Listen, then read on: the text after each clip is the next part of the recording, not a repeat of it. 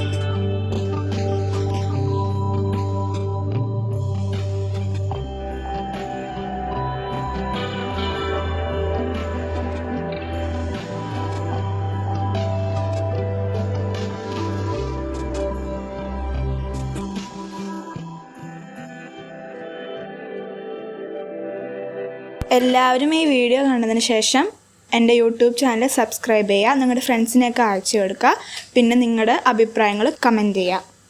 thank